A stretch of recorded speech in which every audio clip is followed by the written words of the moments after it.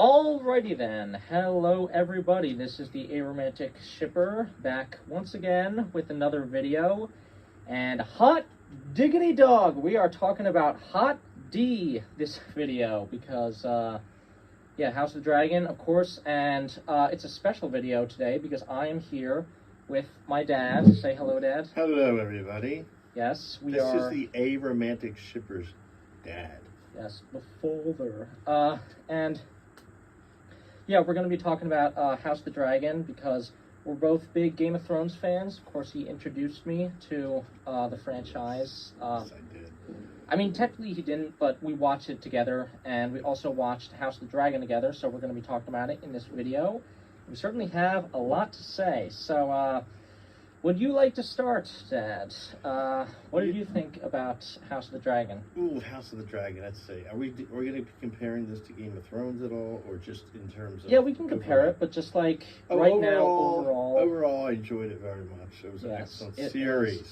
Yes, I liked it very much as well. It was a really good return to form for the franchise. I will be honest, like, because, you know, when House of the Dragon was announced, I knew there was going to be, like, a House of the Dragon series for a while now. I mean, like, I think it was announced, I don't know when it was announced, maybe, like, 2 years ago, but whatever. My point is, I wasn't really that excited for it, because obviously, you know, the way Game of Thrones Season 8 ended, I was just like, okay, I mean, yeah, it's did not really leave my opinion of the franchise on a very high note. So I was like saying, oh, we're doing this again, really? And it's just like, you know, I was going to keep my mind open to it, but I just didn't really have much excitement. You didn't have much of an expectation, let's put it that way. No, I didn't. I mean, if it was good, I was gonna, I don't know, I was just going in, you know, not really having any expectations, but then a lot of people started talking a lot of really great things about it, so, you know, I ended up being interested. Oh, it's just actually good now. I enjoy it, actually. I think it has very good dialogue, very good monologue, very good storytelling, and obviously very high-quality special effects. Yeah, I mean, the direction, that's one thing that's, like, really heightened in House of the Dragon. It's very well directed. Like, some of these shots are absolutely beautiful, and like a bunch of the scenes with the dragons where they're riding them, like that scene in episode 7 where Aemond is riding Caraxes. There's so many names in this series. I'm not gonna get them all. Immediately, but whatever. But yeah, like the dragon riding scenes, and especially like, because if you compare locations, like you see Dragonstone, the island in this series, and you compare it to how it looks in Game of Thrones. It looks incredible in House of the Dragon. Like, they really made it feel incredibly, you know, interesting. Where, like, you know, the production values really are high in the show. You can definitely tell. Yeah, I don't know if you agree on this stuff, but it almost seems like they shrunk it a little bit. Meaning, I don't know. It was very, like, almost, it was, like, so expansive on Game of Thrones, the actual geography. And I don't know that this show seems to be a little bit more focused on, you know, well, less amount of territory as opposed to the whole kingdom. Well, it does have a tighter focus, because, you know, in Game of Thrones, it was very much this, you know, world-spanning thing where there were, like, so many stories going on at once, especially in the later seasons, but even in, like, season 1, there's a lot of stuff going on in different parts of the world. But House of the Dragon is just, like, it's not really that it's worse or less impressive, it's just different. It's very much so a condensed family drama that deals very heavily with, you know, House Targaryen. I feel like, you know, it's not to say that either kind of story is superior, but I find it pretty interesting, honestly. Well, it seems to deal with more on an intimate basis. And, you know, I'm sure, like, the inner family struggles, right? Well, because here's the thing. I'm sure, like, you know, we have more seasons of the show, so I'm sure, you know, as the show goes on, we're going to see more stuff and more places and more characters. This season was very much just focused on, like, everything relating to the main family, you know, Viserys's, all the, you know, drama going on with that. So, yeah, I mean, like, I think they do it very well, because, like, yeah, the family drama in House of the Dragon is incredibly well done, and, you know, it's just, like, it honestly, especially by episode 8, it just sort of gets to be so heartbreaking seeing how all these characters are like they became so estranged from one another and even like outright hating each other, despite the fact that a lot of them, should have been really good friends or family. It's just like, Well, it almost seems as though, to an exaggerated degree, an insight into human behavior and human family relationships, because you can see that happening. At least I can see that happening. Yeah. Within families that become estranged. Yeah. There's hard feelings, and it just continues to be increased as the years go by.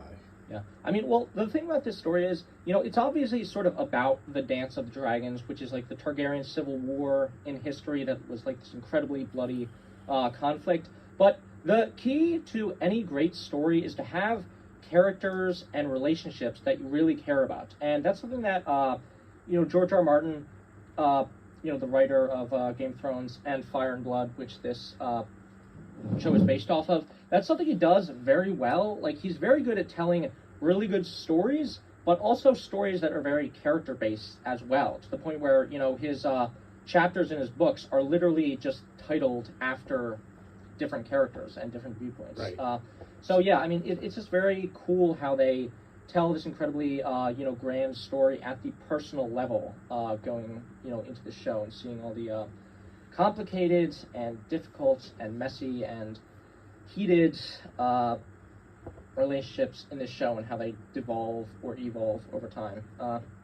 Did yeah. you have a particular agenda you wanted to cover? I don't want to go off onto tangents. Yeah. Do you want to kind of sort of... I don't. I mean, I can guide us, but Okay. and by the way, we are gonna try to hold back on specific spoilers, but we're probably gonna mention some things. So just be warned for anyone in the audience watching. But yeah. So yeah. I guess if we're going to talk about this, maybe we should first go episode to episode and then talk about specific characters or moments. So what did you think about episode 1? Well, let's recap a little bit what happened in episode 1. All right, well, episode 1 was basically the setup, getting introduced to all the characters and how King Viserys, switched his heir from, his son died, and then he switched his heir from Daemon to, Rhaenyra. Interesting, yeah. It was a little bit confusing in the beginning, but it sort of came around. Yeah, I thought it was a great first episode, honestly. Yeah. I really liked, the whole plot point about, basically the king.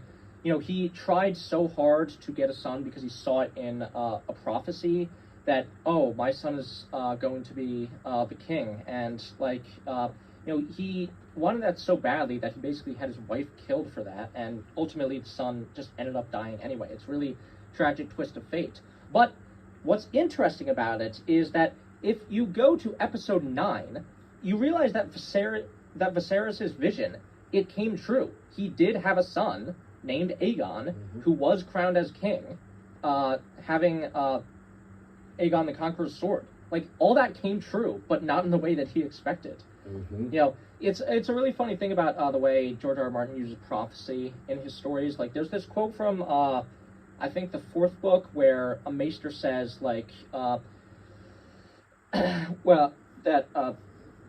that prophecies will bite your prick off every time, where, because the Targaryens, in the lore, they're supposed to be, super obsessed with prophecies, and that's why Viserys in the show gives his explanation about, the long night and how the Targaryens need to take over the continent of Westeros to stop it and stuff, because Targaryens are obsessed with prophecies.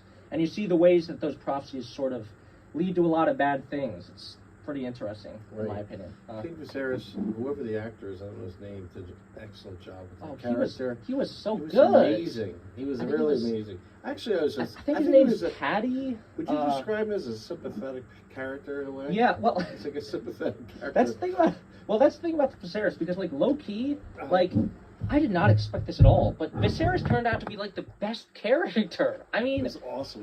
No, but because here's the thing, because so before watching this, show, I knew because I read the history textbook, or the made-up history textbook for A World of Ice and Fire, and it had been a while since I read it, but I sort of remember the stuff about Viserys and how, he basically ran the realm and created a succession crisis. So my opinion of him before watching the show was he was sort of just a weak and incompetent king who, really sort of led the realm to ruin with, him not really making a strong enough point about keeping things in check. And to a certain extent, he is that way, in that show. And you see how he constantly just lets things go and lets things fester and doesn't really deal with them. He's a very non-confrontational character. But at the same time, I really felt for him because he's not like a bad guy, and he's also not really like an idiot either. But he's just like he just wants everyone to get along, and he wants to keep his family together. And it's just like, and that moment in episode 8 where he is walking up the throne to defend his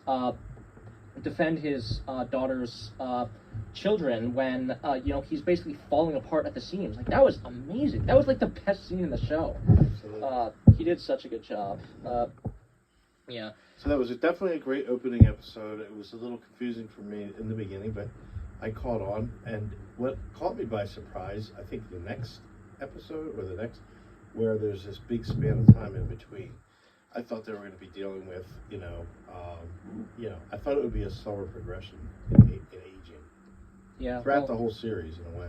Yeah, well, I mean, I didn't expect it. It's okay. I enjoyed it. I just was confused. Well, that's the thing, because, this, obviously, like, 30 damn years are basically, I don't know if it's 30, maybe it's, like, less than that, but maybe 20, I think. But yeah, a long stretch of time is covered over the course of this first season. And the reason for that is because if you look at Game of Thrones, the timeline in the show of Game of Thrones was always a little shifty.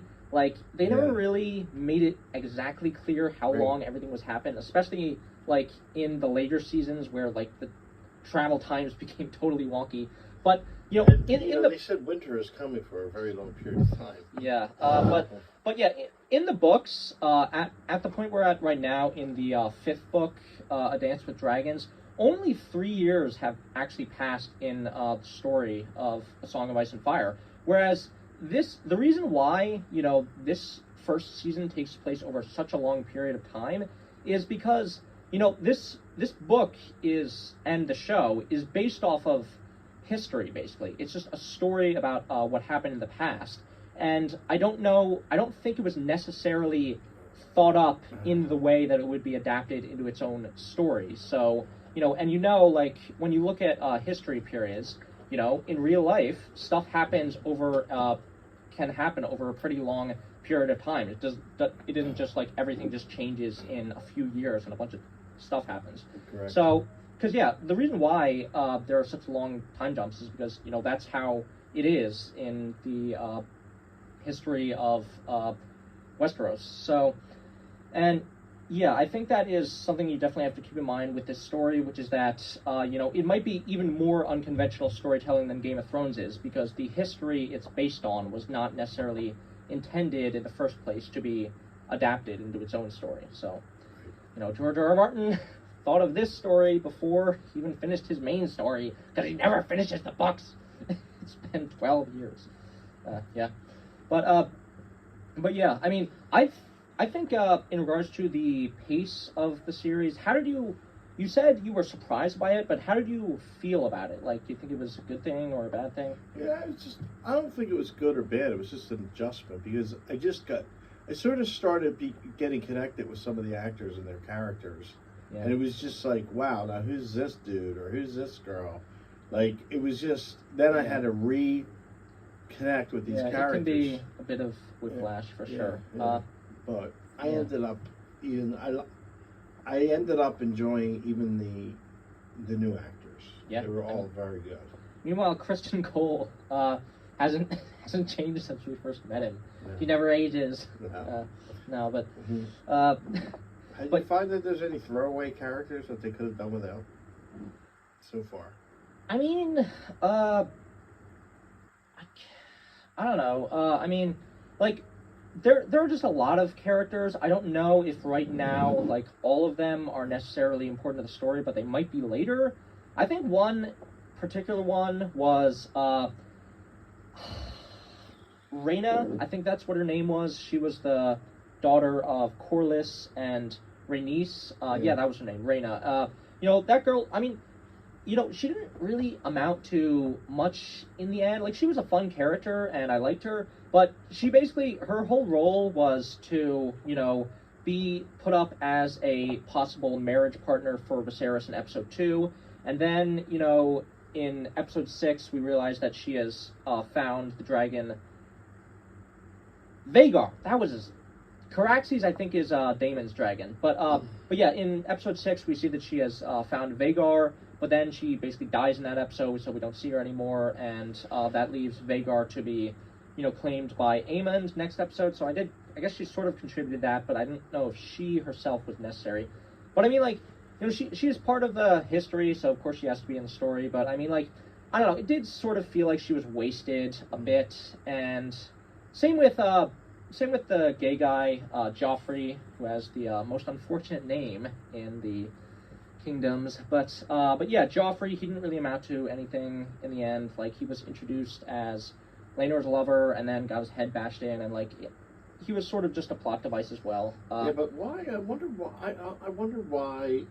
Who was it who killed him? What was the name? Kristen Cole, the guy who never ages. Why he went so ballistic on him and killed him in such a graphic and violent way when he was just suggesting maybe he felt he was going to hold him up for the rest of his life in terms of what was going on with the arranged marriage and the gay lover and this and that. I think, and maybe it just ticked him off because he didn't want to be you know, what's the word I'm looking for? Extorted. Yeah, I mean, well, here's the thing. I mean, like, I think in regards to that scene, that scene was a little wonky in terms of how it's portrayed, but I think it can be reasonably excused as basically that Joffrey completely misinterpreted the situation, and he thought that, you know, Kristen was just like him, and he was, you know, totally on board with being a side piece to Rhaenyra, but he was not, and he was sort of really struggling at that moment about, you know, him, you know, having his honor tainted, and here he has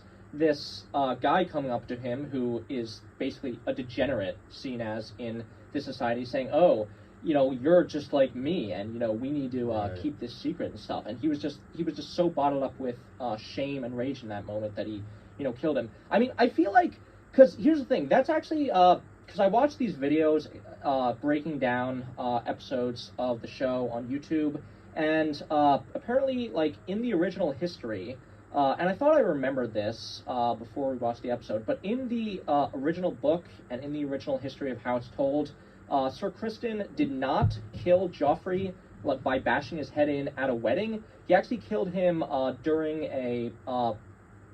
like a jousting session where it would have been seen as, you know, more acceptable for people to die, like we saw in the first episode of the show. So it was kind of confusing how it happened in the show, but I feel like it's not really too outlandish. So yeah, I mean, but yeah. So what? Yeah. Do you have any other questions? Oh yeah. No. So going on to episode 2, as we were trying to go episode by episode. What did you think of episode 2?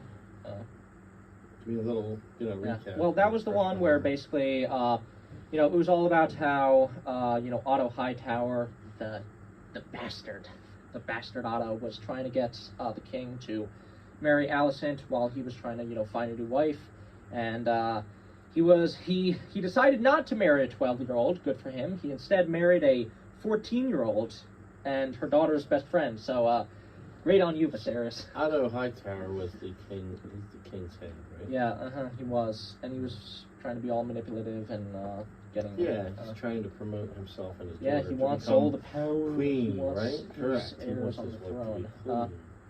Yeah, I mean that was a good episode too, and we saw, you know, of course, at the end with you know, Daemon and Corlys teaming up to settle the war of the Stepstones. Then we get to episode 3, which was what do you think of episode 3? Yeah, episode 3. Come on, you don't remember? Well, I just don't remember them sequentially. Like yeah, I guess maybe this was a bad idea to go episode by episode, but yeah, what basically happens in episode 3, we have that royal hunt where, by the way, this is a completely random piece of the royal hunt. The royal hunt where they were going out trying to find the albino deer, Yeah, which you thought that they were hunting an albino pig. Yeah. But I said it was an elk, and I was right. Yes. It was an elk, Dad. You were right. Albino pigs are not like a sign from the gods. Honestly, now that you mentioned it, this was not my favorite episode. It Yeah. seemed a little bit gratuitous and sort of just like, okay, we're gonna like fill some time here. We're gonna have this side plot, which really amounts to nothing. Honestly, I did like the episode. It You sort of did? showed, it sort of introduced a lot of aspects, like showing Viserys questioning himself of whether he made the right choice being Rhaenyra heir, and Rhaenyra sort of, not really being happy with the situation she's put in or how she doesn't get much respect. I liked it, and we also remember, we also saw, like, Daemon on the Stepstones, like, being a badass and, like, managing to capture the crab feeder. That was also really cool, right? That was it. Yeah, that when he used himself as human bait Yeah, that to was the draw same them episode. out. To draw them out. yeah. Oh, that was cool. Yeah. It was a little Like I said- weird though. Like I don't know if I get the logic of like 100 guys charging out just to meet him, and I don't know. They felt a little unrealistic to me, but it was still cool. I guess we'll allow it. Cool. Allow. Hey, they had a little. They're allowed to have a little artistic. I don't know, but whatever. It was still cool. But yeah, going on from there. What else did I want to talk about? No. Oh yeah, what I was trying to say about that royal hunt was it's like totally obscure fact about the author George R. R. Martin, but apparently he has said that his least favorite scene in Game of Thrones was in season 1 when Renly and Robert were all going out on a royal hunt together, and he said he hated it so much because there were only like 4 people walking around in the woods, whereas a real royal hunt is supposed to look like it is in House of the Dragon, where you have like hundreds of people there with Right. all kinds of stuff going on. And he hated it so much because they didn't have the budget to do that in the first season of Game of Thrones. So now we know the real reason why he has not finished the books and he had this series made. Because he was nagging at his brain so much that he never got the royal hunt that he wanted, so he had to make this show. Get it? Yeah, it's pretty hilarious. Anyway, moving on to episode 4. That was the sexy time episode, where there were a lot of long, drawn-out sex scenes. What did you think of that episode? Well, it was good. Good? Yeah, I liked it. It wasn't really an episode that I didn't enjoy. I didn't find myself trying to like struggle to pay attention because it sort of captivated me the whole entire time. Yeah, I mean, My favorite act, you know who my favorite villain is right now? Who? The guy with the club foot. Yeah, Laris. Laris. Foot fetishist. Isn't it ironic? He's got a club foot, and so he's got a foot fetish, which Yes. really took us both by surprise, didn't it? Yeah, I thought he was like Varys, because Varys rhymes with Laris, and Varys is asexual, so I thought he was just going to be like all about power, but no, he's all about the feet. I thought it was interesting that up until that one episode where she started taking her stockings off and showing her feet, I thought it was a business relationship, strictly platonic, and that he was all about just Oh, yeah, me too. I mean, power and just getting ahead. And here it is. He would give her more information the more foot she showed. yeah, I mean, I'm not sure how I feel about it, because it's like, for me, I don't really mind it, because it's like, whatever, but at the same time, it's like, whatever, what does that really add to his character or to the story? I mean, that's sort of, I don't know, maybe for He's me. sort of a nebbish, it's kind of, I don't know, just... Yeah, I guess the thing that it adds to the story is that Comedy. we know he's a creep, but Yes, exactly. but yeah, It's I mean, creepy. whatever. But back to the 4th episode. And he had those guys' tongues cut out too, by the way. Yeah. Don't forget that. Yeah, He's not well, a the nice reason guy. why is because in those days, that's how you got people to not talk. Yeah. Really? Yeah. Was that really in the Middle Ages and the Dark Ages? Yeah, I mean, yeah, people's tongues would get cut out. I mean, we saw that in Game of Thrones too. But anyway, so going back to episode 4, though, I gotta say, I think episode 4 is probably my least favorite of the show. I mean, to me, like, it wasn't a bad episode. It, brought to the forefront a lot of themes about, how Rhaenyra was trying to take agency in her life, where she was, obviously she was being forced to marry when she didn't really want to, and she was sort of, having somewhat of a sexual awakening by her uncle, because of course it's Game of Thrones and it has to be creepy, but I mean, it was still interesting with how, she was sort of coming to an understanding of how sex could actually be a pleasurable and desirable activity. Contrasted with, of course, Alicent's, being basically marital raped by the king and being completely just out of it. But yeah, it was some interesting stuff, but I did find it a little bit boring because not that much happened in it, and the sex scenes just went on for a while. I mean, could you maybe shorten it a bit? Right. It didn't need to be that long. We I feel understand. We can use our imagination. Yeah. You know what I mean? So. Yeah. Anyway, question is, I'm still confused about that scenario when they went into the brothel, and Damon and Rhaenyra. Rhaenyra, had an encounter. I don't think they actually did the deed, No. but they had an encounter, an intimate encounter, Yeah. and somebody saw them. Was that a setup, or That was okay. So was it an actual I setup? or thought it was a coincidence? setup originally, but Yeah. I don't think so anymore. I think the reason why Damon was doing it was just so that he could say, "Oh, hey, I slept with my niece, so now I've taken her virginity and I get to marry her," which is basically what we saw the next morning, where he was saying to the king. But we also saw that the White Worm, who was Damon's ex, was also spying on them, and she delivered the information to Otto Hightower, which he used. And I thought originally that Mysario, the White Worm, was still working for Damon, or at least joining with him, but I don't think that's the case anymore. I think they sort of split off. But anyway, continuing on to episode 5. What did you think about episode 5? Okay, well, Let's recap. You have to recap Fine. these because they're all episode running 5 was the together. wedding episode where Rhaenyra met,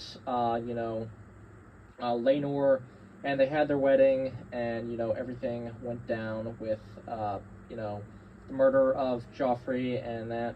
Remember? Yes. Yeah. Well, it was a good episode. I would say it's probably one of the lesser ones of the show. There was still some interesting stuff in it. Of course, you have, episode 5 sort of is the turning point of the series where a lot of the stuff finally kind of goes very wrong. And Alicent, after she realizes that, that basically, that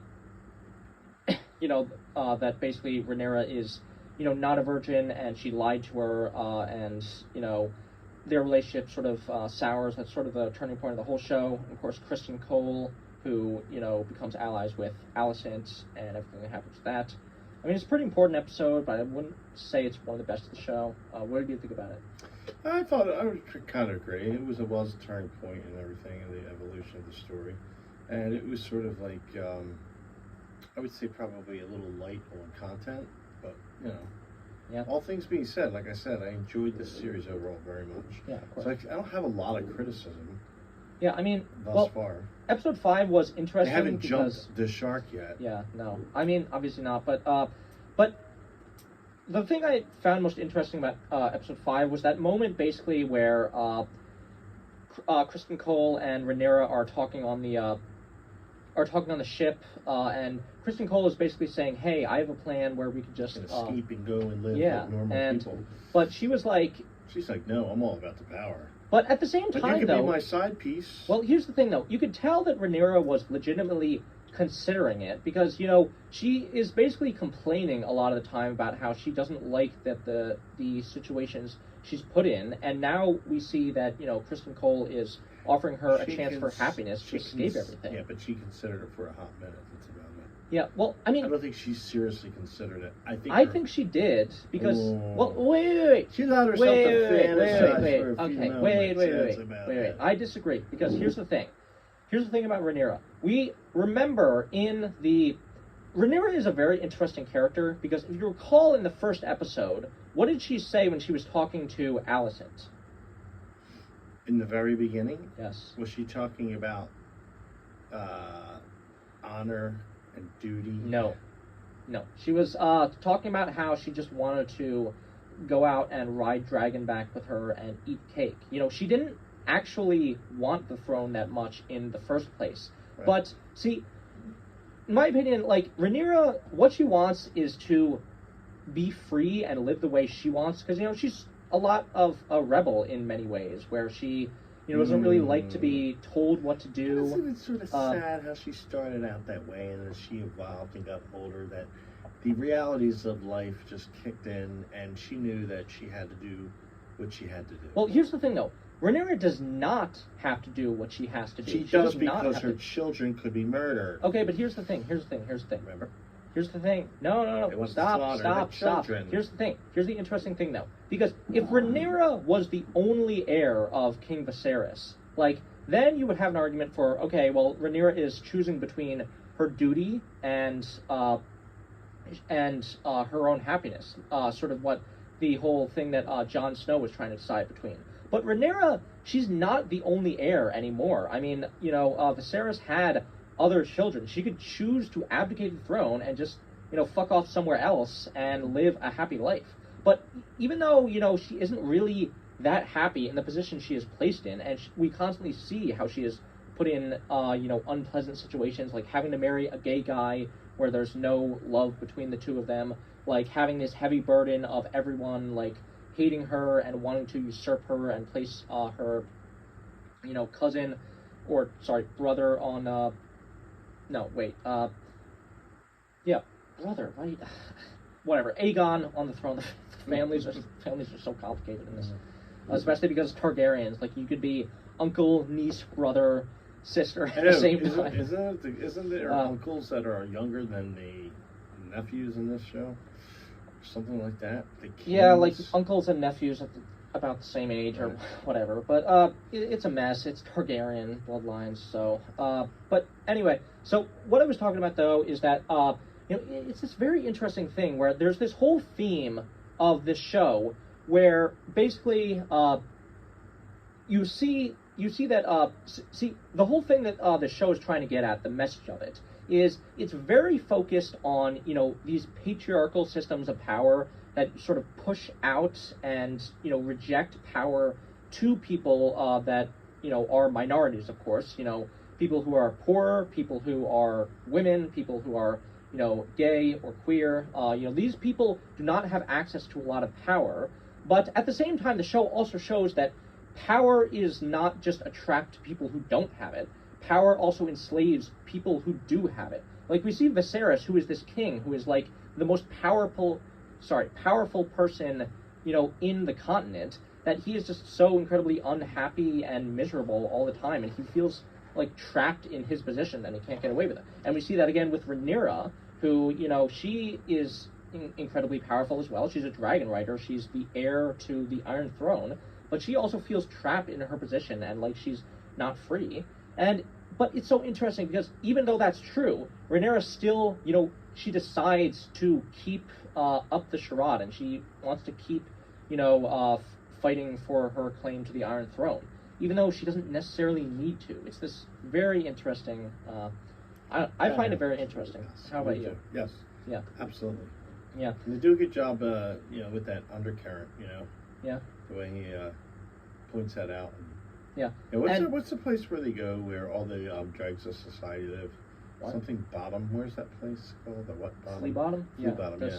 That's the shithole part. I think it's better to be King's king and Landing. be in a cage than to be at Flea Bottom. Yeah. Maybe. Flea Bottom's been around a long time, by the way. Yeah, I mean, Flea Bottom's it's in the Game of Thrones too. Yeah. I mean, yeah. King's Landing has never really been the best city. King's Landing reminds me of sort of Philadelphia. I didn't want to go there, but okay. Yeah, there's Flea Bottom would be. I'm not going to name names, but there's definitely areas where there's very wealthy, and you go a few miles down the road and it's like Flea Bottom.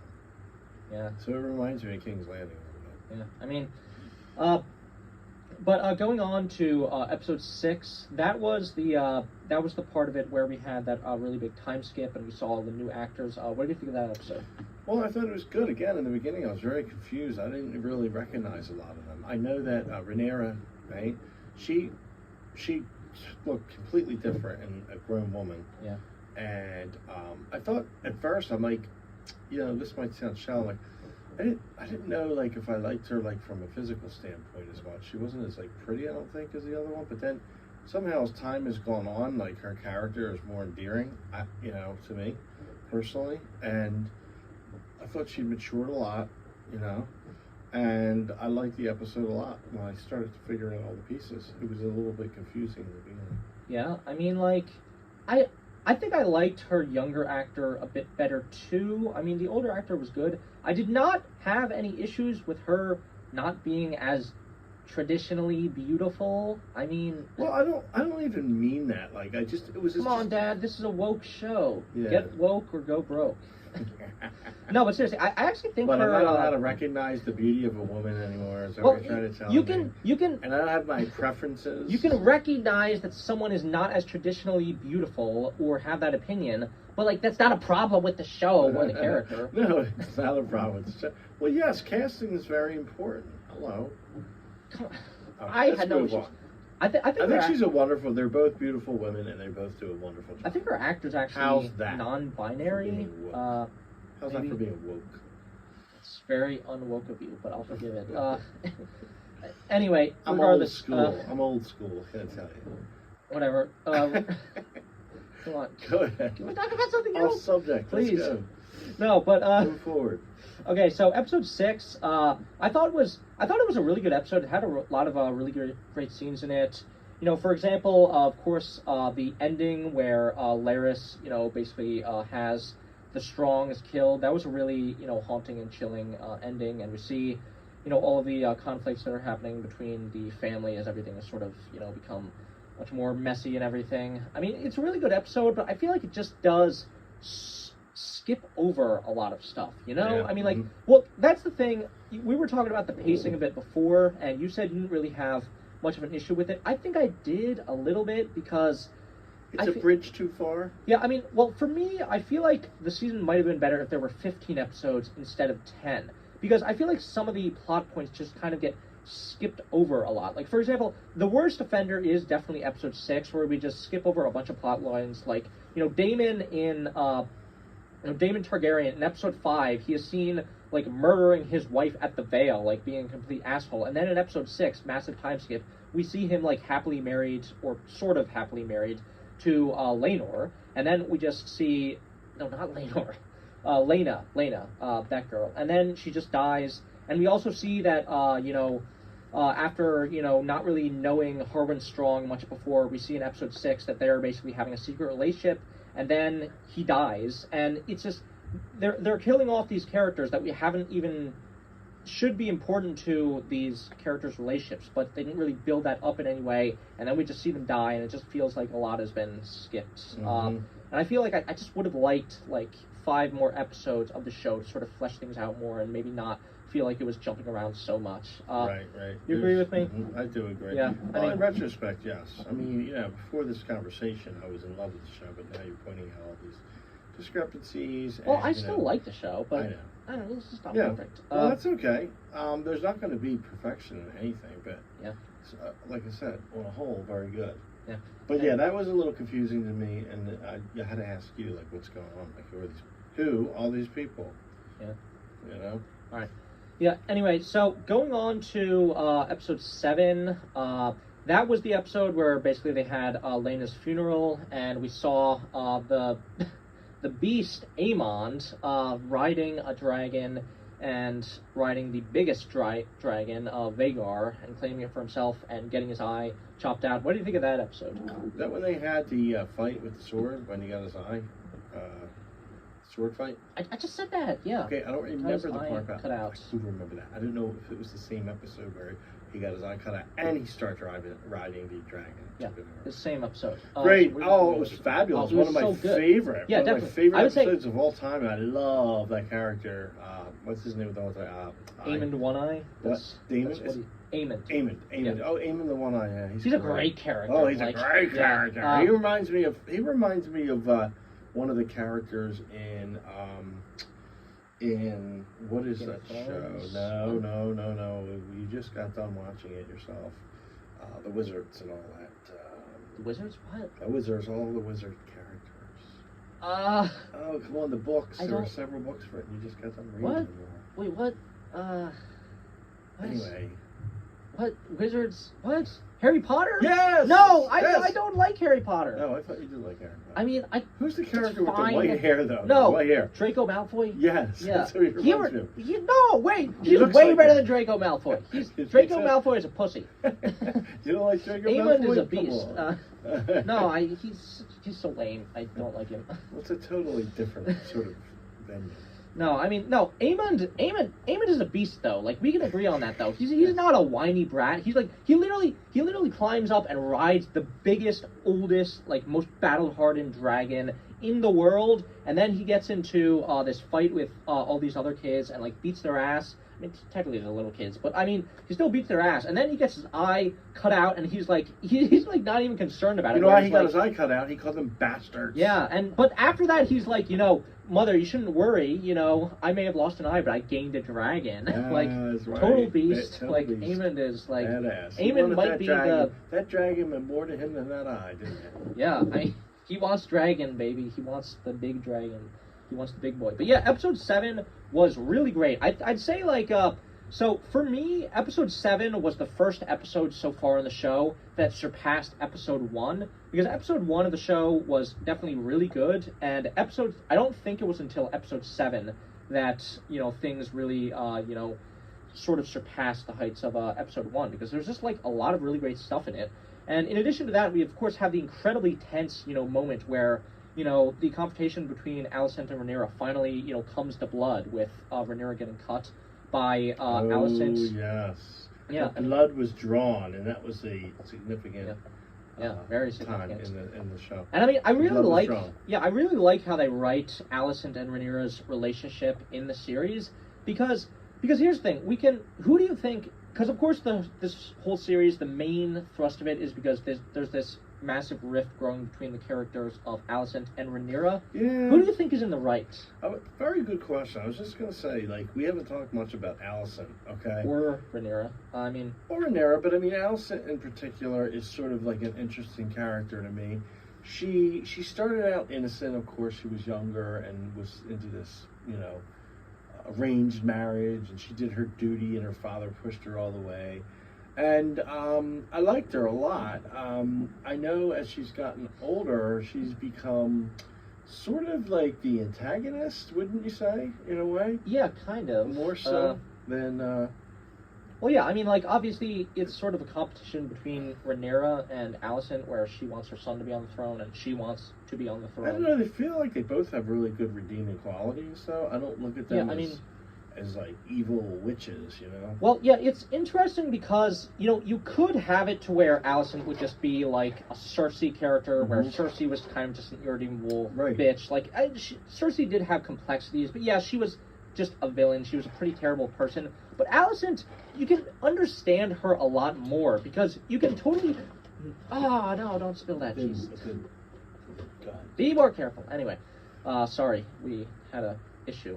Technical difficulties. But whatever, we're back. But anyway, so, yeah, I mean, with Alicent, you can totally understand why she's thinking the way she does, because, like, she is this very traditional lady who basically does everything she's told and, does her duty and, plays the obedient wife who lets this, like, lecherous husband have sex with her whenever she wants when she is not enjoying it in the slightest. But then you see Rhaenyra, who is just, like, basically doing whatever she wants, having sex with whoever she wants, and just expecting that people will, pretend that her children are not totally bastards and she's not, like, completely going against the rules and, messing everything up.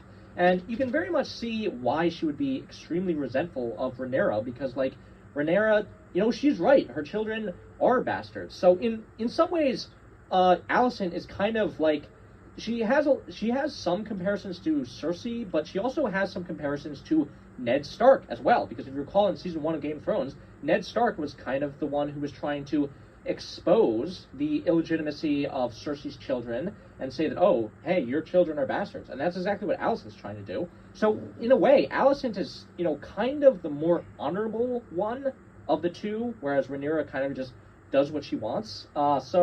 You can definitely understand where Alicent's coming from, but at the same time, like, I've seen people in comment sections of YouTube videos saying that, Alicent is totally in the right. Like, Rhaenyra is the one in the wrong, and Alicent is just like, Alicent is just being like gaslit by Rhaenyra and stuff. Like, and I feel like, people saying, oh, Rhaenyra's the bad guy, Rhaenyra is like the villain, and she's in the wrong. I think they're kind of missing the point, because, is Rhaenyra, going against the rules and, doing all this stuff that is... If I had to say, I like Rhaenyra's character better than Alicent's. Well, I like both characters very much, but I'm talking about in terms of like moral righteousness and who's in the right.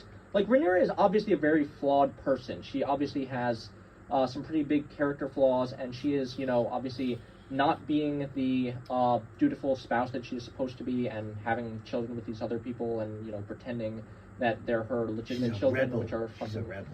It's fucking a lot of things up, for sure. But the whole point of the series that some people don't get is that, like, the point of it is that Rhaenyra is... These actions are only wrong and bad for Rhaenyra because of the unfair patriarchal system that she is trapped in. So it's righteous indignation in a way, wouldn't you say? Yeah, I mean, like, She's like, fight the power, man. Yeah, She's and cool. Yeah, She's I mean, a rebel.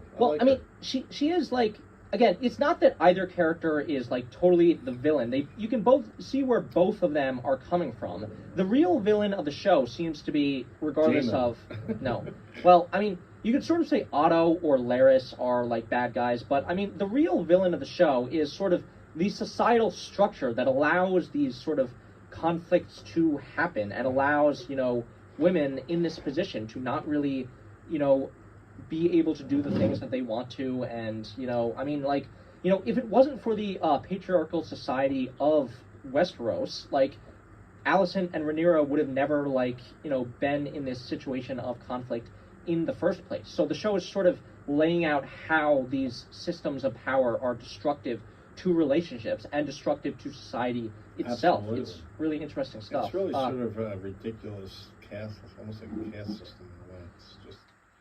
I mean, it's a feudal system, so... Feudal system. Yeah. There's no rising up through society, and they do emphasize a lot, like, well, your bloodline makes you the best person in the world, regardless of your frailties and your ancestral, like, genetic defects. Well, correct? This is Game of Thrones, so incest does not lead to genetic defects.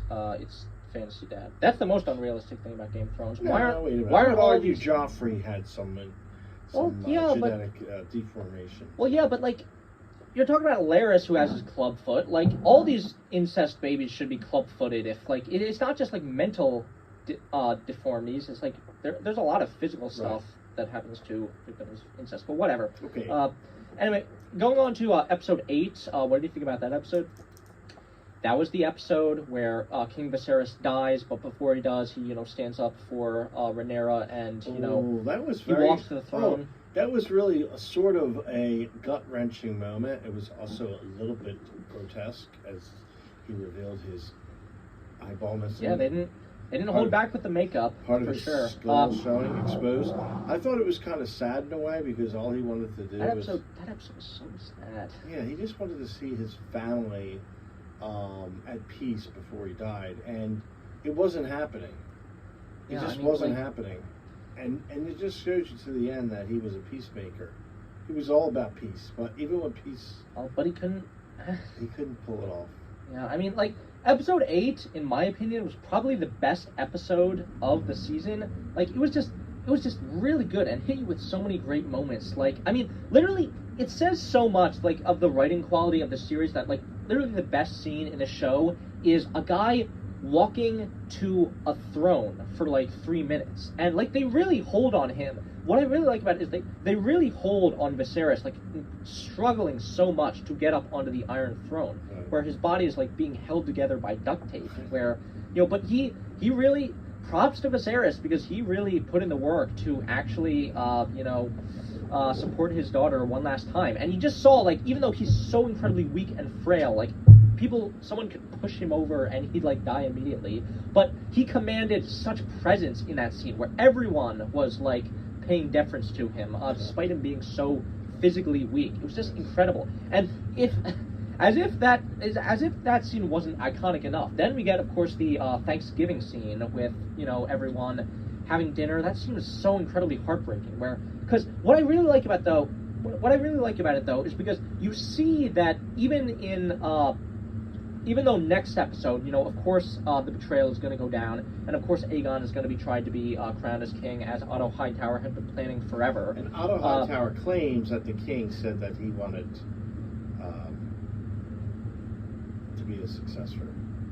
Yeah, but I mean that was because of course, the misunderstanding that Alicent had, but whatever. Right. What I'm talking about though is that even though, of course, we know that things are going to go down, and we know this isn't going to work out, we see in that dinner scene that there might have possibly been even the smallest chance of peace, where everyone, and you can even see Alicent and Rhaenyra sort of putting aside their differences, where Alicent says, you're going to make a great queen, and Rhaenyra said, you've done such a great job looking out for my father, and you see it's heartbreaking too, because the last thing Viserys sees basically is his family actually, getting together and being happy for the last time before he leaves, and that they just start fighting again, and then he dies, and the whole war erupts. It's just it's incredibly heartbreaking knowing that it maybe could have all been avoided if everyone had just chilled out and stopped having these. Or if he would have taken care of business while he was still alive and healthy, all these lingering sort of,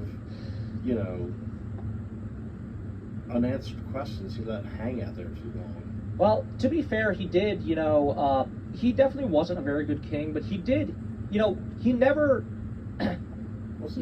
changed his mind. Viserys the Peacemaker, wasn't it? Yeah, that was his title, basically, because there was never a full-scale war while he was leading the realm for a while. But anyway, yeah, in regards to Viserys, he props to him because he never really went back on his decision, and he always maintained that he wanted his daughter to be his heir. But you also see that, maybe that wasn't the smartest decision, because, a big part of why he was doing it was because he felt so guilty over the death of his wife, and he just wanted to support his only daughter of her, and it's just it's so heartbreaking. It's such a really well-told story. But anyway, then we get to episode 9, where everything sort of, we get the betrayal of the Greens, and them trying to instill Aegon on the throne. And what do you think of that episode? I thought it was very good. I thought that the fangs came out. Otto Hightower showed really his true colors at that point. Yeah, everything was. He wanted to go out and murder the entire family of the princess. Yeah. And to her credit, Alicent said no.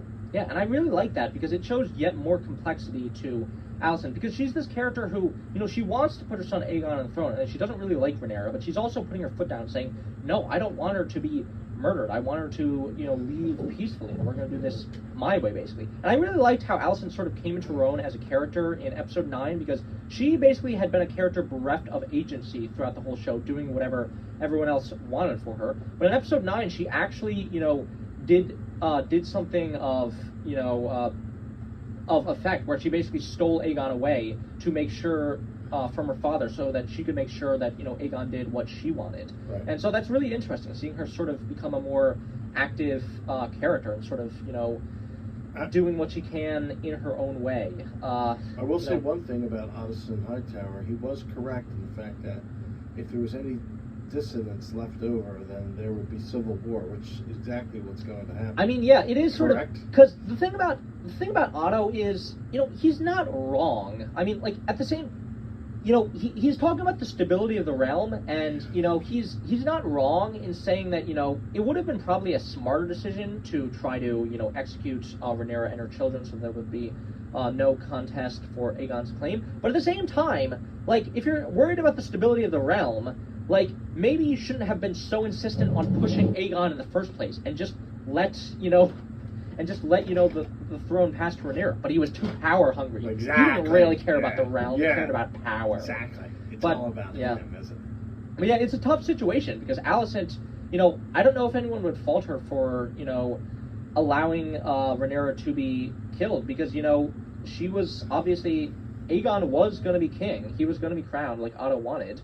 But, at the same time, if Alicent wants to let Rhaenyra live, but that could be a major threat and destabilize the realm at the same time. So it's all a very muddy situation with them trying to deal with it. And, And I really liked in that episode where they basically had Aegon was kidnapped by Mysaria the White Worm, and it was very interesting how she was like, hey, I'm gonna give him back, but I want you to do this for me, and the only power you have is the power that the people allow you to take.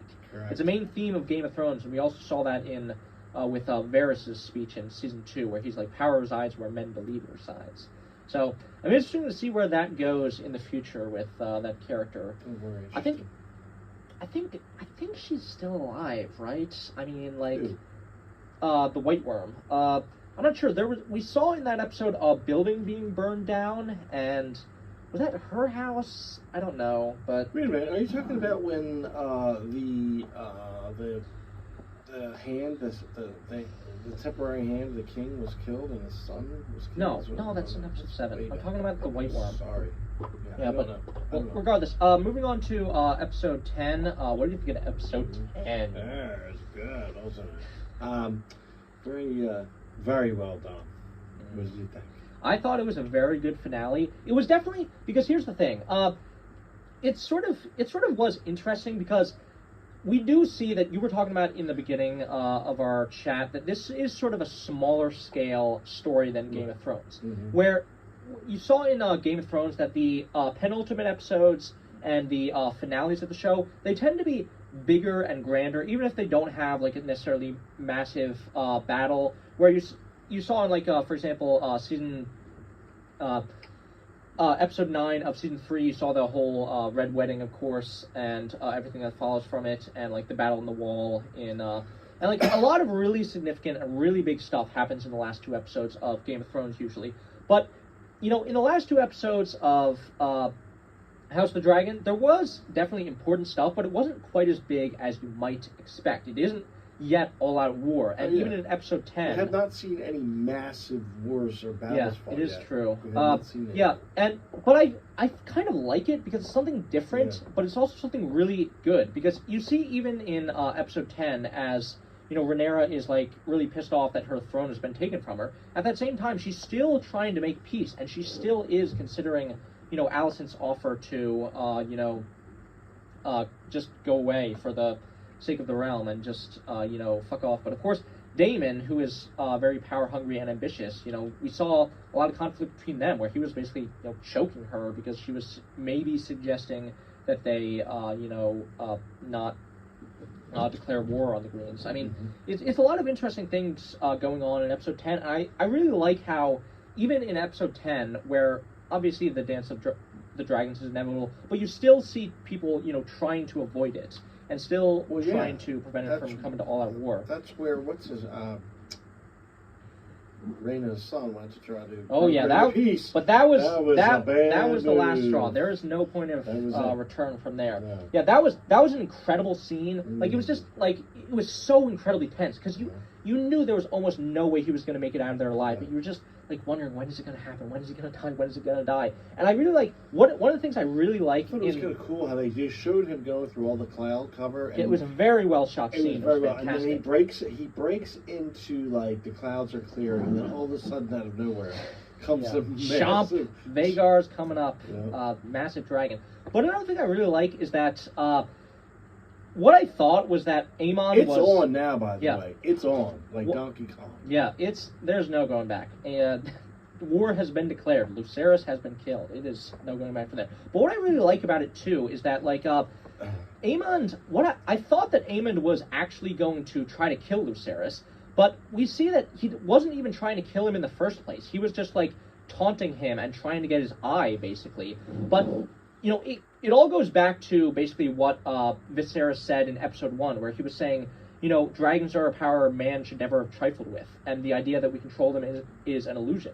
And we see that because, Aemon thinks he's this big boss man who conquered the biggest, oldest dragon in the world, but when Vhagar got pissed off, like, he could not control him. He just went up and chomped him and started this whole war without his control. And I really like how that was done. That was cool. And also, wait, that's because he had been injured by the other dragon, right? Burned. Yeah. I mean, he was pissed off. Pissed. Ain't no little bitty thing like that gonna hold him back. Yeah. No. Ain't no little bitty thing like that is gonna scratch me and get away with it. Right. I'm chomping. Oh yeah. Yeah, don't mess with Vhagar. But yeah. but I really like that too because you just see like how. I mean, I don't know. I think it's more interesting than if Aemon just killed Lucerys in cold blood because you see how, you see how he's just playing with fire and is riding this giant dragon like it's a toy to be bent to his whim. But he does not have as much control of it as he thinks it is, and he ends up starting the entire war by accident due to his irresponsibility. It's really interesting. Exactly. Very well done. I mean, loved yeah. it. I loved it. Yeah. So anyway, in regards to this season, did we have anything else to talk about? So we've gotten through all 10 episodes. So in the end, would you say that this show is as good as Game of Thrones, or better or worse? well, Season 1, I'm talking about. Season 1 of Hot D compared to season 1 of Game of GOT. Thrones, comparing both first seasons. Hot D Season 1 compared to GOT Season 1. Hot D, I would say, has. I'm not going to say that it's as good as Game of Thrones Season 1, but it's very good because of the dialogue that was created. Like, the acting and the amount of dialogue was far superior than Game of Thrones. I think Game of Thrones had a little bit more action, a little bit more intrigue, where this was, again... To be fair, in Season 1 of Game of Thrones, remember there was supposed to be that big giant battle between the Lannisters and the Starks that got completely skipped over? Yeah. We just skipped over to the end of the battle because they ran out of budget. Right. Well, I'm just saying, it's very close. I enjoyed both of them for different reasons. That's all I can say. Yeah, what would you say each did better or worse? Ooh, I think it was better directed, like you said, on Hot D. Yeah. Hot D was better directed. I think the special effects, of course, this is more like, technologically advanced, even 3 or 4 years, but I thought that was excellent. And I think the characters, while maybe not, I don't think the characters were as quite bombastic as maybe the ones in Game of Thrones, like outrageous, maybe a little more realistic. Well, what about Daemon? I mean, that's another thing. We barely talked about Daemon, who's like this really big wild card. I thought Daemon was really going to become a horrific actor, just like Joffrey was in Game of Thrones. But he really he pulled back on that, didn't he? Yeah, I mean, he's a bad guy, but he's not that bad. I mean, you can see that he has complexities. Well, he does care about his wife's skull with a rock, so I mean, yeah. He's a bad guy, but he's not a super bad guy. Yeah. Like he's very complex, and he's very interesting too, because you can tell that he does care about people. He cares about his brother. He cares about Rhaenyra, but he's also is very ambitious, and he's sort of like is he a prince or a lord?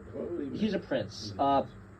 Technically, he's king now since he's married to the queen. So, but yeah, I mean, he's just a very interesting character. He's very unpredictable. He has all these moments where you don't quite know what he's going to do. I think my favorite was in episode 8 where he just cuts that guy's head off, where he calls Rhaenyra's children bastards, and it's just like. And the funniest thing about it though was before that happened, he was like.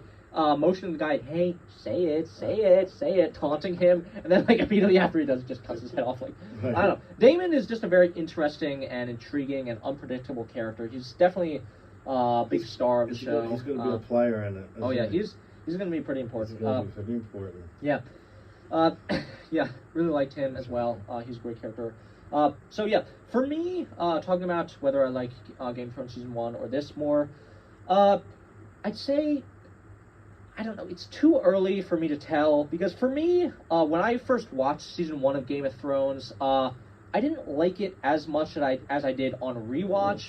Because when I first watched season 1 of Game of Thrones, I wasn't totally getting into it, and a lot of things sort of bothered me about it. When I went back and rewatched season 1, I noticed a lot of things that I really appreciated about it that I didn't before, and I liked it better the second time. So maybe. I don't know if I can quite give my total feelings about season 1 of Hot D and compare it to Game of Thrones. I think I probably will have to see where the season leads to in the future seasons to ultimately give my prediction on what I think of the season as a whole. But I didn't think it was very good. It's very worthwhile watching. There were some issues I did have with it, but overall it was just very well written and it had a lot of great stuff and I really liked it. And there was some stuff that I think that season 1 of Game of Thrones did better, and some stuff that I thought that Hot D season 1 did together. they're different shows. They feel like they're set in the same universe, but they also feel different, which is really cool. And I like that. And I'm very excited to see what happens in the future. And of course, I know what happens. I know how the story ends because I've read the history, but you don't. No spoilers. No spoilers. No spoilers. The tables have turned when we were watching Game of Thrones. Yes, You knew what everything happened, but now I know what He didn't happened. even. Hey, by the way, listeners, he didn't even know what the Red Wedding was all about. I knew it existed, though. You knew it existed. Well, anyway. The Battle of the Bastards. You didn't know anything about that, did you? Yeah, but I happen to think that the Battle of the Bastards is kind of dumb, and I made a video about why on my channel. So go check it out, and subscribe, and like the video, and share. This has been the Aromantic Shipper, and the Aromantic Shipper's dad. Would you like to say goodbye, or any last words? I would like to say thank you all for listening. We enjoy watching this stuff together, and after next season, we'll have another one of these. What do you think? Oh, yeah, maybe. Yeah. Also, we might talk about the ending of Attack on Titan after the final season comes out. Can't wait for that. Tomorrow year, what? Anyway, so yeah, that was basically our thoughts on it. We thought it was very good, and we're very excited. And we want to know your thoughts in the comments. At least I do. I don't know about him. He's not going to read them. Anyway, yeah, thank you for watching, and goodbye.